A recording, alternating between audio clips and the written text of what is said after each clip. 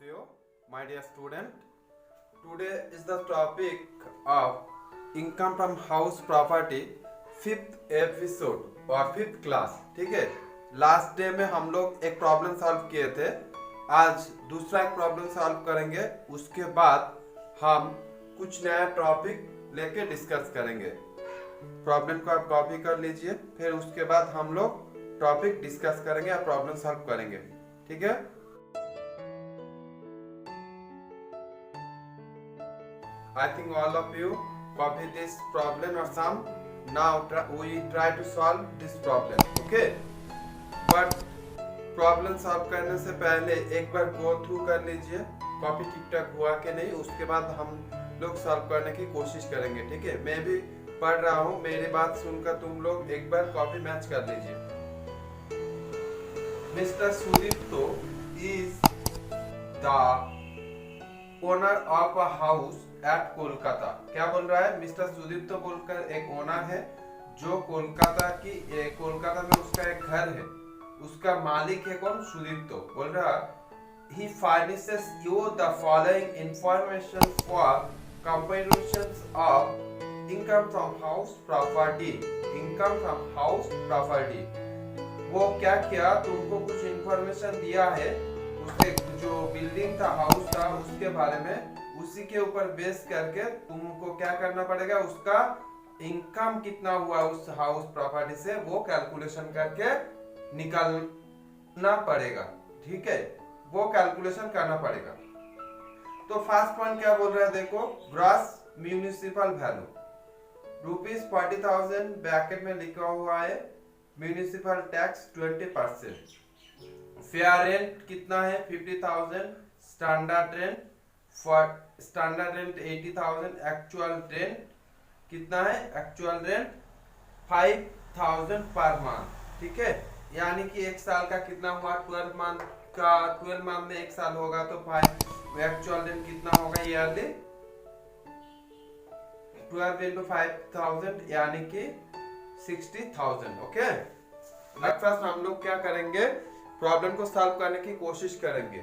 तो at first हम लोगों ने लास्ट डे में सिखाया था वर्किंग नोट में फास्ट लिखेंगे. क्या लिखेंगे? ईआर मतलब एक्सपेक्टेड रेंट. एक्सपेक्टेड रेंट कैसे निकालते थे? फर्स्ट हम क्या करेंगे? ग्रॉस म्यूनिसिपल वैल्यू कितना था प्रॉब्लम में? 40,000. ठीक है, 40,000 प्रॉब्लम में कितना था? 40,000. उसके बाद इसके साथ कंपेयर करना पड़ेगा क्या? Fair rent. फेयर रेंट कितना है देखो लो. फेयर रेंट कितना है देख लो एक बार. फेयर रेंट कितना है? फेयर रेंट कितना है देख लो एक बार. फेयर रेंट होगा 50,000. तो 50,000 इन दोनों में बड़ा कौन? 50,000. तो 50,000 को लेंगे हम 50,000. इसके बाद इससे कंपेयर कौन करेंगे? स्टैंडर्ड रेंट कितना है? 80,000. तो इससे जो छोटा है उसी को लेना है. तो 50,000 इसको लेना है. यहाँ पर लिखना है which ever. पहले इस दोनों को कंपेयर करके 40,000 और इस दोनों को कंपेयर किया है. 40,000 और 50,000. इससे जो बड़ा था 50,000 उसी को ले लिया. अब 50,000 और 80,000 को कंपेयर करके इससे जो छोटा मिला उसी को ले लिया. यहाँ पर कितना था? 50,000. तो यहाँ पर लिख देना whichever is lower.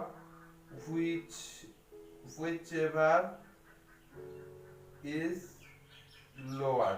इस क्या निकला? Expected rent. तो एक्सपेक्टेड रेंट हम लोग प्रॉब्लम सॉल्व कर रहे हैं तो यहाँ पर लिख देते हैं एक्सपेक्टेड रेंट कितना आया हम लोग का? 50,000. इससे क्या कंपेयर करना पड़ेगा इसके साथ? एनुअल रेंट और एक्चुअल रेंट. ठीक है, तो ये आर कर रहा हूँ.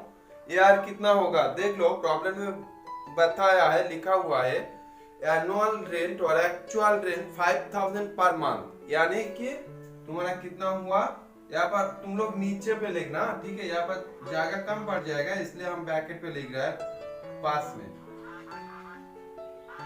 5,000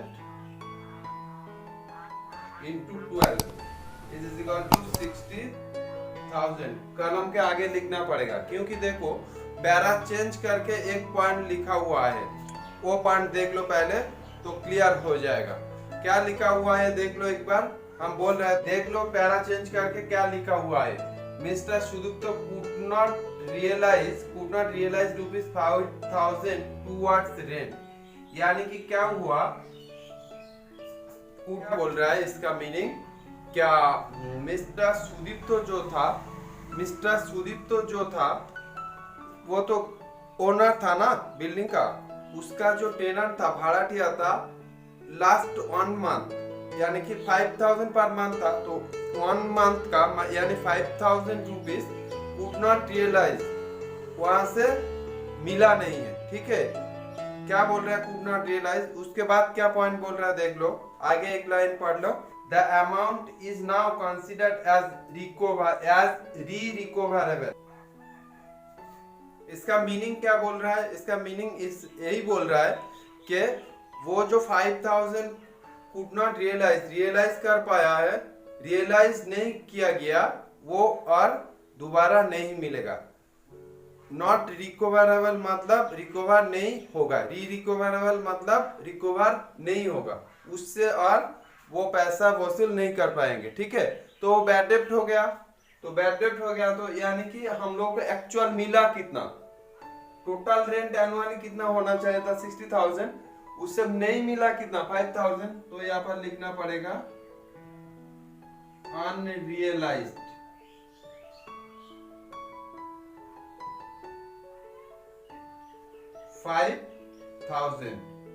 ठीक है, तो टोटल कुल मिला के कितना हो गया हम लोग का 55,000।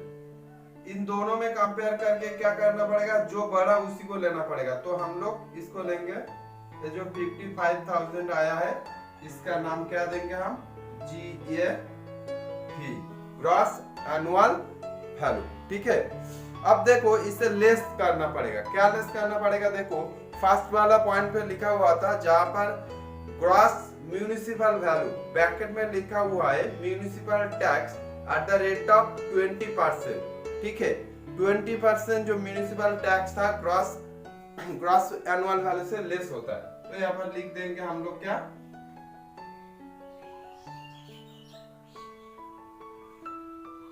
MT at the rate of 20% into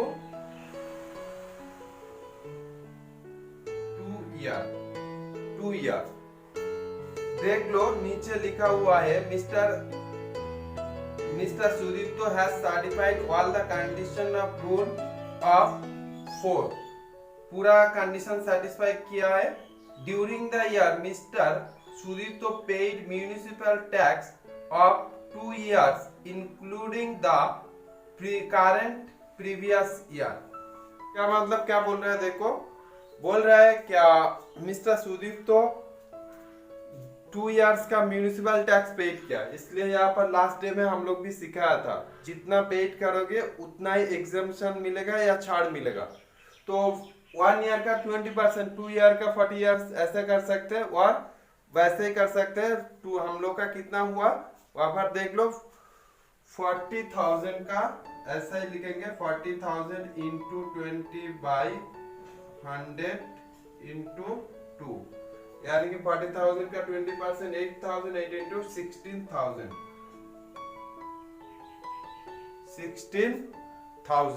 16,000 minus कर देंगे तो कितना आएगा 39,000। इसको क्या नाम देंगे हम लोग, नैब, शॉर्टकट लिख रहा हूँ। ठीक है, इसके बाद इससे लेस होगा 2 चीज, एक डिडक्शन, पहले डिडक्शन बोल कर लिखते हैं, पहले डिडक्शन बोल कर लिख देते हैं। देख लो deduction under chapter 24 column underline कर देते हैं। फर्स्ट पर लिखते हैं standard deduction under section 24 bracket में ए। यहाँ पर क्या होता है नैप के ऊपर, यानी कि 39,000 इंटू 30%, कितना आएगा 39, कितना आएगा 39,000 इंटू 30% 11,700 इनर कॉलम दे दिया। उसके बाद दूसरा एक पॉइंट आया है, देखो इंटरेस्ट 1 लोन कितना आया और शाम पे लिखा हुआ है देखो 5,000 टोटल 16,700 माइनस करके कितना आया देख लो। 16,700 माइनस करेंगे तो 22,000 ये आ गया तुम्हारा। क्या हुआ, इसका नाम देंगे इनकम फ्रॉम HP। ठीक है, ये प्रॉब्लम हम सॉल्व कर दिया है। उसके साथ देखो और एक प्रॉब्लम है HW बोलकर होमवर्क 1 बोलकर, वो प्रॉब्लम तुम लोग घर पे ही खुद सॉल्व कर देना। सेम प्रॉब्लम है, खाली फिगर चेंज किया हुआ है। ठीक है,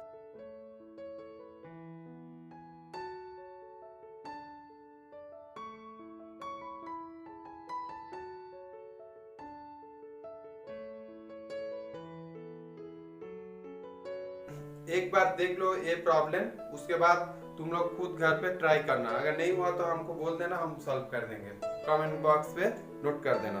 ठीक है, अब नया टॉपिक डिस्कस करेंगे। देख लो, income from house property calculation करने के लिए 4 टाइप के कंडीशन सामने आते हैं। ठीक है, एक कंडीशन था लेट आउट, यानी कि पूरा बिल्डिंग लेट आउट कर दिया। दूसरा कंडीशन था partly let out partly vacant. तीसरा जो कंडीशन था partly let out partly self occupied. Fourth condition था सेल्फ ऑक्युपाइड। सेकंड कंडीशन जो था partly let out partly vacant. तो ऐसा कंडीशन में जब आएगा तो हम लोग कैसे ट्रीट करेंगे, उसी का कुछ एग्जांपल दे रहा हूँ, यहाँ पर नोट भी करवा रहा हूँ। आप लोग थोड़ा नोट डाउन भी कर लीजिएगा। ठीक है, फर्स्ट एग्जांपल दे रहा हूँ, देख लो।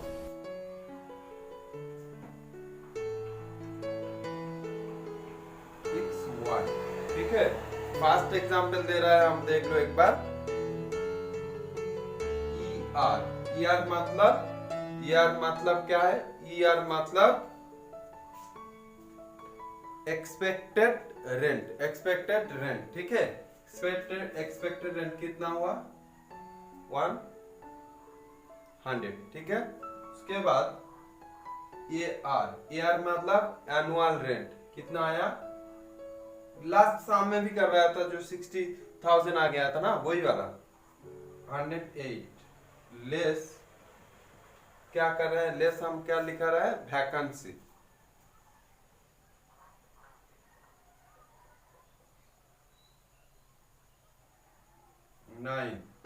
लेस करके कितना आया? 99। उसके बाद 99। अब इन दोनों में कंपेयर करो, क्या आएगा?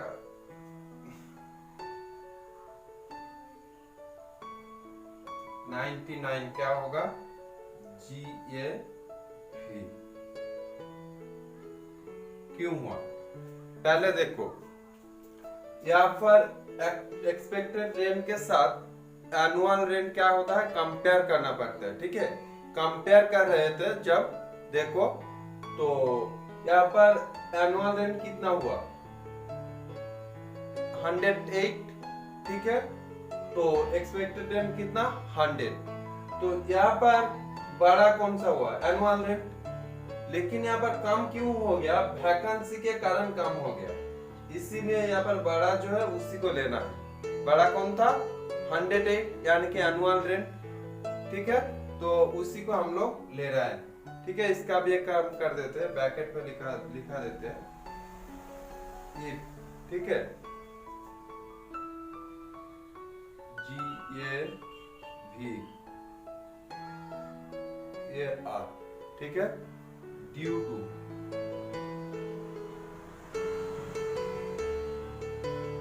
वैकेंसी। देन क्या लेंगे? Then AR shall be taken as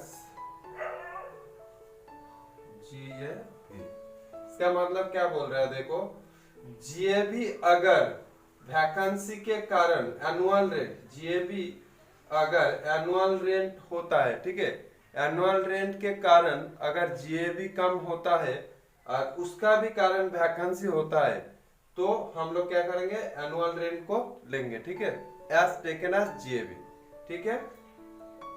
example 2 दिखा रहा हूं, देख लो।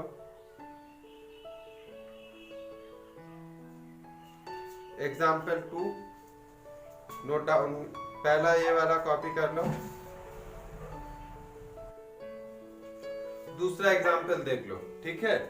मान लीजिए एक्सपेक्टेड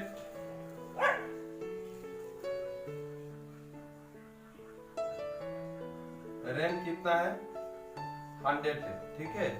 उसके बाद AR 48 लेस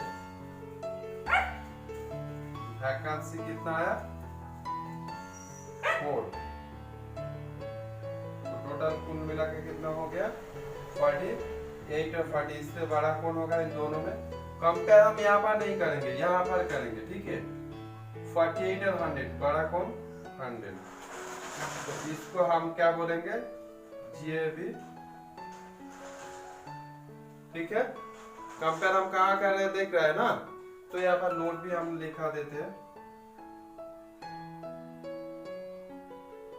इफ बोल का सेम ये वही नोट है, लिख लो, AR लेस देन करके दे रहा हूँ, ER एक्सपेक्टेड रेंट, ठीक है, बट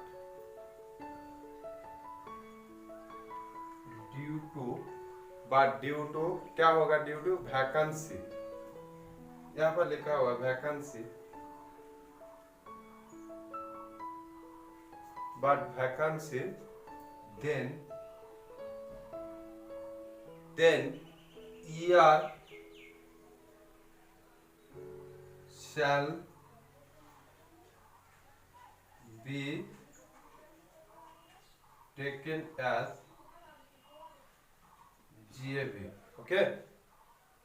तो पहले कंपेयर देख लो, फर्स्ट वाला क्या था, हम और एक बार समझ रहे हैं, पहले देख लो। फर्स्ट एग्जांपल दिया, एक्सपेक्टेड रेंट 100 है, एनुअल रेंट 108 है, यानी कि इन दोनों में बड़ा कौन है, 108 है, तो 108 ही आएगा। लेकिन यहाँ पर कम हो गया किसके कारण, वैकेंसी के कारण, ठीक है, वो कंसीडर नहीं करेंगे, तो वैकेंसी कारण, तो बड़ा कौन है, एनुअल रेंट जो था वही वाला, तो 108 लेना ही पड़ेगा, लेकिन उससे वैकेंसी लेस करके ये वाला आ गया। यहाँ पर देखो 100 और 48 कंपेयर किया तो 100 बड़ा है, ठीक है, यहाँ पर 4 माइनस करके 48 ही आया है, 44 ही आया है, लेकिन फिर भी हम लोग दिया कितना, 100, दोनों में कंपेयर किया, ठीक है, 100 आ गया। अब एग्जाम्पल, आप तीसरा एग्जाम्पल देख लो, अब तीसरा एग्जाम्पल देख लो, ठीक है। तो एक्सपेक्टेड ER, एक्सपेक्टेड रेंट कितना है, 100 है, ठीक है। उसके बाद AR लिया 120 लेस वैकेंसी कर दिया 10, कितना हुआ, इन दोनों में बड़ा कौन है, यही वाला है, तो इसको लेंगे हम, ये भी आ गया। एग्जाम्पल 4, ये वाला 3 होगा। एग्जाम्पल 4 देख लो, EAR 120, ठीक है ना, AR 120, दोनों ही सेम है, देख लो, दोनों ही सेम है। उसके बाद तो दोनों ही जब सेम रहेगा, एक्सपेक्टेड रेंट और एनुअल रेंट दोनों के कंपेयर में अगर दोनों सेम रहा तो किसको लेंगे, ठीक है, हम एनुअल रेंट को चूज करेंगे। इसके बाद देखो लेस वैकेंसी कितना आया, 20, माइनस करके यहाँ पर 100 आ गया, तो यहाँ पर जीएबी कितना आएगा, 100 आएगा। देखो मैंने पहले ही बोला था, दोनों का कंपेयर करेंगे, अगर दोनों सेम रहा तो हम लोग किसको लेंगे, एनुअल रेंट को लेंगे। एनुअल रेंट के यहाँ पर वैकेंसी लेस करके 100 आया है, 20 माइनस करके, तो जीएबी कितना रहेगा हम लोग का, यहाँ पर 100 आएगा। ठीक है, कॉपी कर लो एक बार। Okay let's start. देख लो एक बार क्या पॉइंट लिखा है मैंने, वैकेंसी विद अनरियलाइज्ड रेंट। इसका मतलब क्या हुआ, वैकेंसी विद अनरियलाइज्ड रेंट, इसका मतलब क्या हुआ, किसी एक साल पे मान लीजिए एक टेनेंट था जो पहला उस बिल्डिंग को भाड़े पे ले लिया। ठीक है, लेने के बाद क्या हुआ, जस्ट एग्जांपल दे रहा हूं, मान लीजिए 12 मंथ का ईयर होता है। लास्ट ईयर में क्या हुआ, 12 मंथ के अंदर वो जो टेनेंट था पहला 8 मंथ रहा। ठीक है, 8 मंथ रहा, मंथली भाड़ा था उसका 10,000। ठीक है, तो बाकी 4th मंथ क्या हुआ, वैकेंट रहा। वैकेंट रहा, ये तो समझ में आया। कोई एक बंदा आया था घर पे, 8 मंथ रहा उस साल, उसके बाद से चला गया। दूसरा कोई बंदा नहीं हुआ था, भाड़ा दिया नहीं मिला था, इसलिए दूसरा भाड़ा भी नहीं हुआ था, वो रूम पूरा के पूरा खाली रह गया था, तो 4th मंथ वैकेंट हो गया। ये बात समझ में आया। लेकिन क्या हुआ, ये जो बंदा था जो 10,000 पर मंथ था, लेकिन जब वो 8 मंथ रहा, लेकिन जाते जाते लास्ट मंथ का भाड़ा नहीं दे के गया। लास्ट मंथ क्या हुआ, भाड़ा नहीं दे के गया, ड्यू रखा, उसके बाद बोला कि हम बाद में देंगे, लेकिन उस साल में वो नहीं दिया। यानी कि क्या हुआ, अनरियलाइज्ड हो गया, बैड डेब्ट हो गया। अनरियलाइज्ड मीन री रिकवरेबल मीन जो दोबारा वापस नहीं मिलेगा। तो जो दोबारा वापस नहीं आएगा वो तो बैड डेब्ट होता है ना। तो यहाँ पर क्या हुआ, 10,000 क्या हो गया, बैड डेब्ट हो गया। तुम्हारा कितना बैड डेब्ट हो गया, 10,000।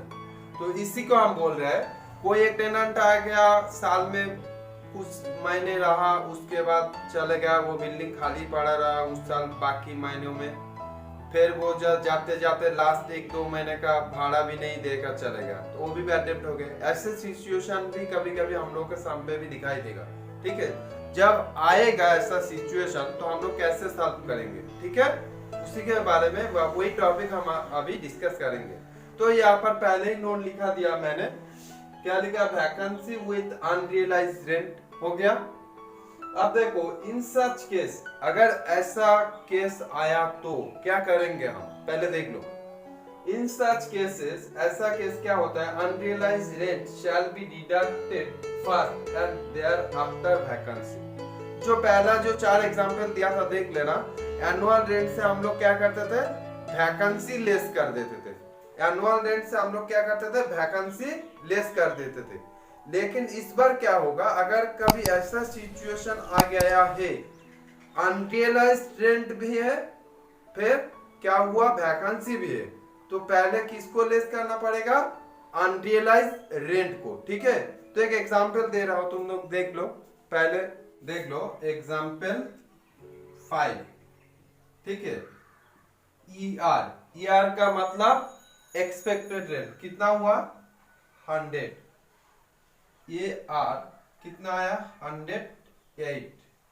तो इससे पहले क्या लेस करना पड़ेगा, अनरियलाइज्ड रेंट लिखा है मैंने, तो अनरियलाइज्ड रेंट, जस्ट एग्जांपल 10 हो गया, तो कितना आया देख लो, 98।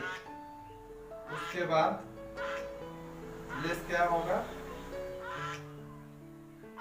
वैकेंसी कितना आएगा, वैकेंसी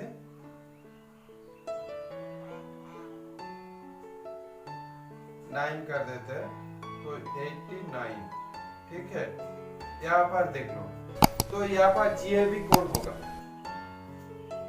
देख लो, जब अनरियलाइज, अगर किसी केस पे ऐसा हुआ उस बिल्डिंग में अनरियलाइज रेंट आया हुआ, तो ऐसा सिचुएशन में हम लोग पहले कंपेयर एनुअल रेंट से नहीं करेंगे, अनरियलाइज रेंट माइनस करने के बाद कंपेयर करेंगे।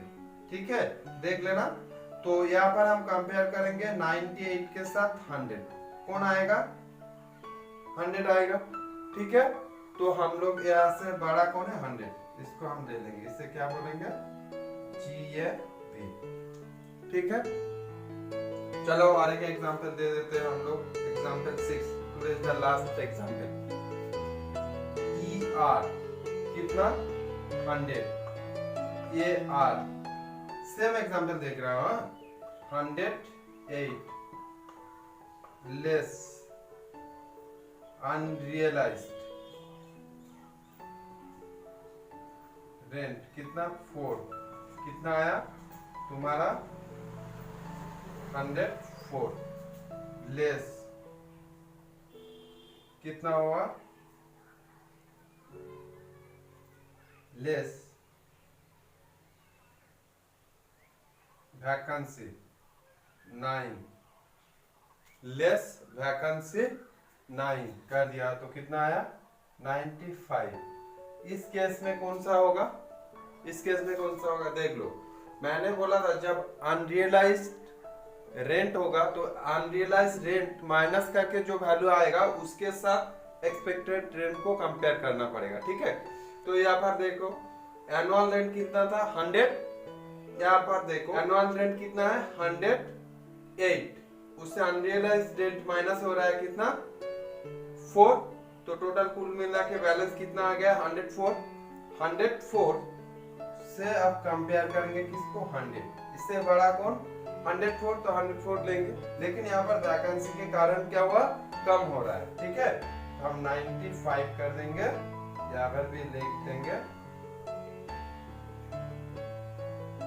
GAP।